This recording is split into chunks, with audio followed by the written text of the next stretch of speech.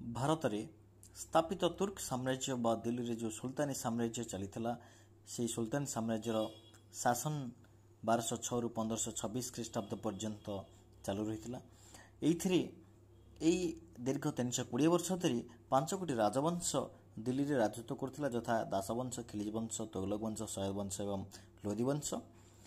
मुख्यतः इस्लाम धर्म को पाथेय करी ये सुल्तानी साम्राज्य गढ़ी उठिथिला।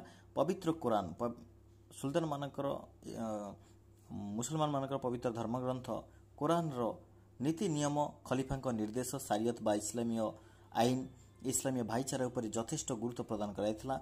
शासन परिचालना क्षेत्र में उलेमा माने खूब प्रभावशाली थिले। सुल्तान थिले देश शासन मुख्य तथा असीम क्षमतार अधिकारी। विभिन्न विभाग मंत्री तथा सम्भ्रांत मानकर सहायता क्रमे केंद्र शासन परिचालित होइथिला एवं नायब वा वाली बा मुकती बा अमीर थिले ये प्रादेशिक शासन मुख्य शासनकर्ता। प्रत्येक प्रदेश को केतोटी सिख एवं प्रत्येक सिख को केतोटी परगणार विभक्त करा जायथिला एवं प्रत्येक सिख एवं परगणार शासन दायित्व सिकदार, अमील, कानूनगो, चौधरी इत्यादि कर्मचारी मानक ठारे न्यस्त थिला। एवं सुल्तानी साम्राज्य रे जो हिंदू मानकर संख्या मुसलमान संख्या तुलन में यथेष्ट अधिक थिला।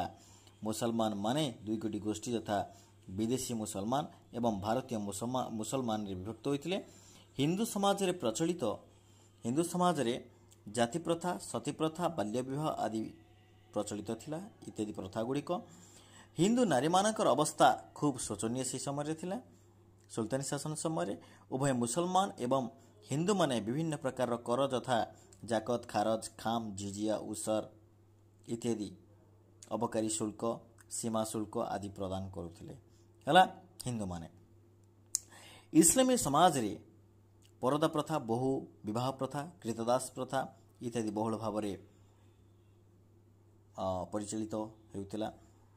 ओके, तो दिल्ली रे सुल्तान शासन +2 सेकेंड ईयर हिस्ट्री रो सिलेबस रही है दिल्ली रे सुल्तानी शासन। Okay, thank you.